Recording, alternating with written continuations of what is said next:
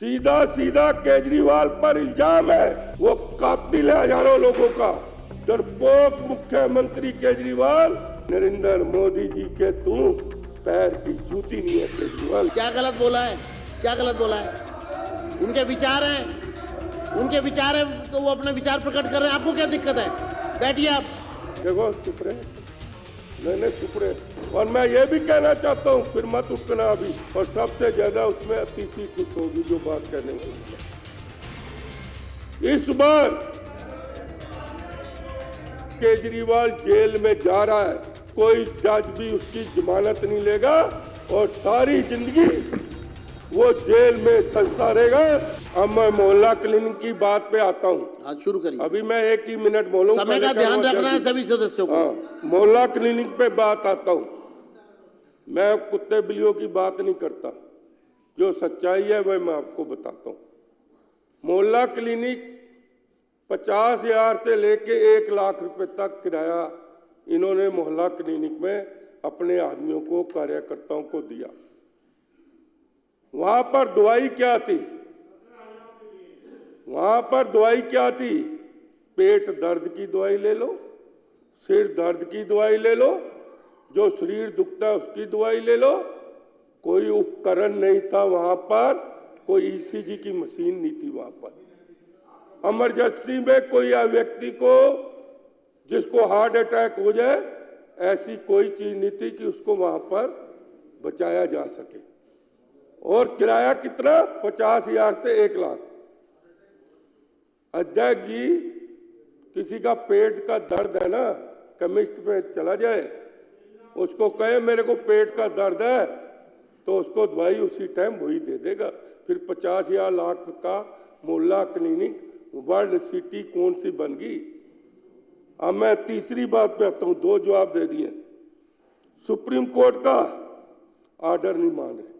अरे हमने तो हमेशा सुप्रीम कोर्ट का इज्जत की है, सम्मान की है। आपने तो सीएजी की रिपोर्ट में 3 बार, अभी अध्यक्ष जी ने कहा हाई कोर्ट गए, तब भी सीएजी की रिपोर्ट आप पटल पर नहीं लेके आए। अब अध्यक्ष जी मैं बात करता हूं, जो मेरा सीधा सीधा इल्जाम है, ये मत समझना कि जब कोविड का समय था तो 785 करोड़ रुपया भारत सरकार ने दिया था। और इनका जो सीएजी रिपोर्ट बता रही है 532 या 34, 550 लगा लो। आप ये बताओ कि एक तरफ तो लोग जान से मर रहे हैं, और जिसके खजाने में 200 करोड़ रुपया पड़ा हो, वहां पर दिल्ली में ऑक्सीजन के लिए तरतरा हो रही है। सीधा सीधा केजरीवाल पर इल्जाम है, वो कातिल है हजारों लोगों का। क्योंकि अगर ऑक्सीजन आ जाती दिल्ली में, और ऐसी कोई भी चीज नहीं है, खजाने में पैसा होना चाहिए। हमें याद है 1984 नवंबर का, हमें जब हमारे ऊपर आपदा आई थी, कांग्रेस पार्टी लेके आई थी, हजारों से कत्लेआम हुए थे, हमारी बसें जल गई थी, तो हमने कहा लोन चाहिए। देखो चुप रहे, मैंने चुप रहे, कांग्रेस कही। मैं उदाहरण दे रहा हूं, हमें बैंक ने कहा डीडी की जरूरत नहीं है, आप कैश ले जाओ। हमें बैंक ने कहा था कैश ले जाओ। यहां पर तो लाखों लोग मर रहे हैं, हजारों लोग मर रहे हैं, और ऑक्सीजन का इंतजाम दिल्ली में नहीं हो सका, और खजाने में पैसे भी पड़े हैं। मैं दावे से कहता हूं अध्यक्ष जी कि 80% लोग जो है दिल्ली के ऑक्सीजन से मरे हैं। उसका जिम्मेवार कौन है? अकेला मुख्यमंत्री केजरीवाल है।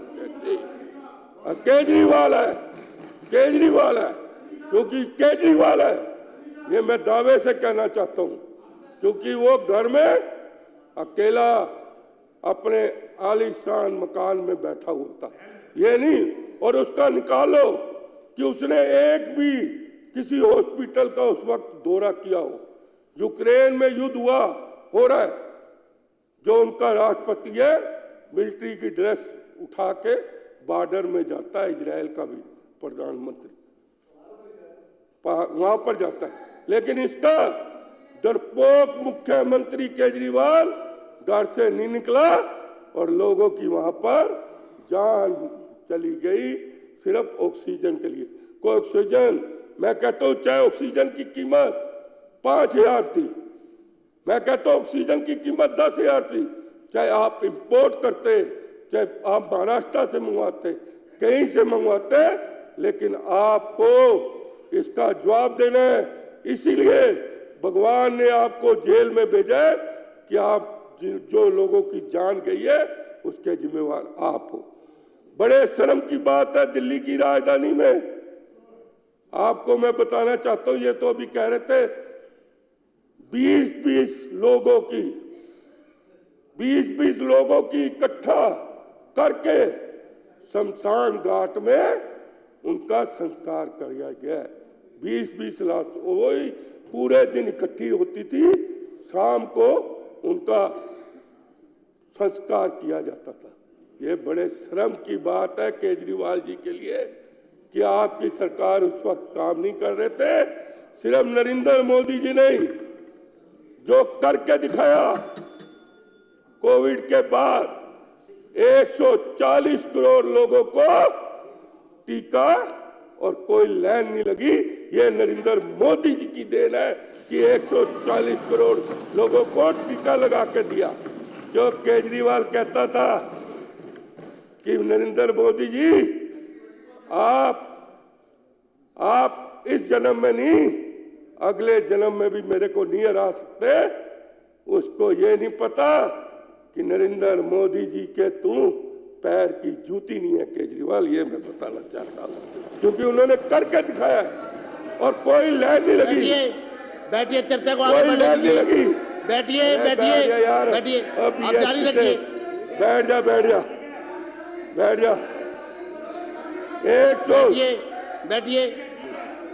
140 जी पर चर्चा जारी रहने दीजिए प्लीज।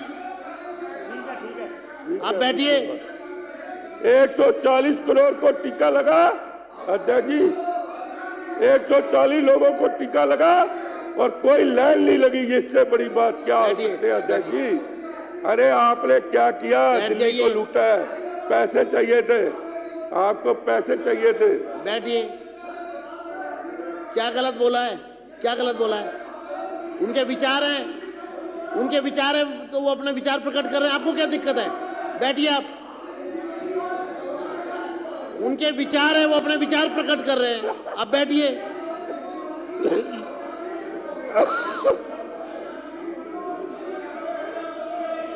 बोलिए, शुरू करिए आप। उनको चुप कराओ ना, बैठिए।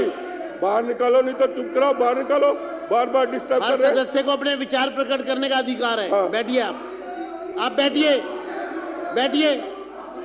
हाँ, आगे बढ़िए। चुप नहीं होंगे, मैं नहीं बोलता, कौन सुनेगा? खत्म करें। हाँ। कॉन्क्लूड करिए अध्यक्ष जी, कॉन्क्लूड करिए।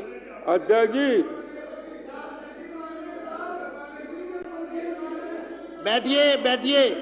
बैठिए, कॉन्क्लूड करिए। अध्यक्ष जी अब बैठिए, आप बैठिए। अध्यक्ष जी का लाट, अध्यक्ष जी ओ गिट्ठो, ओ बैठ जा बाबा।